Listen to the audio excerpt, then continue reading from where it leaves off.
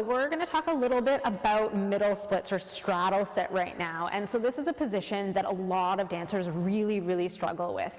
And one of the reasons that dancers will often struggle with this actually has to do with the shape of their hip socket. So there is a population of our dancers, and actually quite a high percentage of our dancers, who don't have hip joints that the sockets actually face straight to the side. So their hip joints will actually come a little bit further forwards. So their true second position is not going to be directly out to the side from them. It's going to be slightly in front of them. And for these dancers to try and stretch and try and gain mobility with their legs straight out to the side, we actually end up with a bony impingement. So what I mean by that is the bones actually start to bang into each other. So rather than them stretching their muscles in those positions, they're actually getting bone-on-bone contact. And so these are the dancers who will often complain that it's really painful, like above and beyond what you would expect a dancer to be complaining of with like a muscle stretch.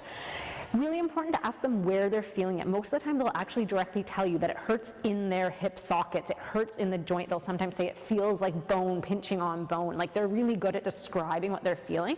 So if they're not feeling a stretch where we would expect them to feel a stretch, more inner thigh area, then it's maybe worth paying attention to maybe their hip sockets and the shape of that hip socket. So I'm just going to go through a little demonstration about what you might see in one of your dancers. So with our dancer Austin here, she doesn't have that restriction. So she can come down into a flat side split. So just go into, so she has no problem getting into that position. And so this is a dancer who her hip sockets face really nicely to the side and she has no restriction in this area.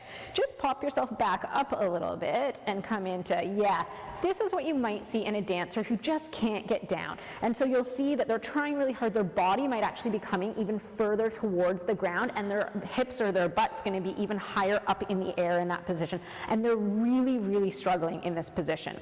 Good, you can come out of that position there, Austin.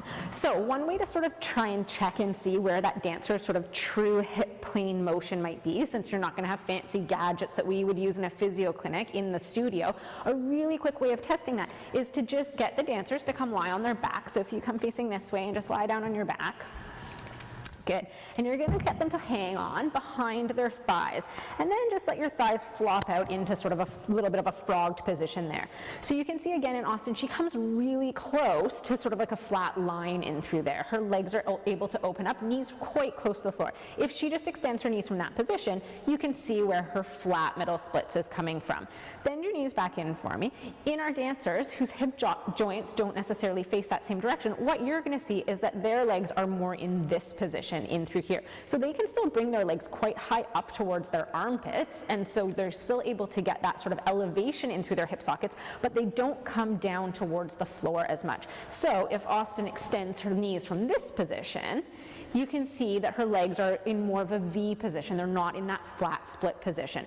So in this position, this is the limit of where her hip socket is. So for her to go into that weighted stretch where she has her whole body weight pressing down on her hip socket, she's not really gaining any muscle flexibility, and in fact she could actually be damaging her hip joints. So a much better stretch for a dancer who might be restricted in this position is to actually come up and work on stretching in the side split position. So if you just open your legs into a V sit there, exactly. So coming into this position where she's not going to feel that same pressure through her hip joints, and she's actually getting a true stretch through her inner thighs and through there. If you then want to work on that dancer's elevation, you can actually start to work on lifting the leg up off the floor if you're thinking about getting extension in that position, knowing that this dancer is never going to get their leg directly beside them in their second position, that it's always going to be slightly in front of them. These are the dancers that if you try and force their leg into a true second position straight beside them, they're never ever going to get their leg up. They lose their turnout, they really struggle to maintain turnout in that position, and they'll really struggle to get their leg above 90 degrees. If you allow that leg to come really slightly in front of you, you're going to see really nice turnout through there, and all of a sudden their extension is going to come up, because that's where they're getting their true muscle flexibility from. So again, just a quick little test you can do with some of your dancers to maybe give them an alternative to stretching if the straddle stretch or going into those positions isn't working for them and they're getting a lot of joint pain doing it.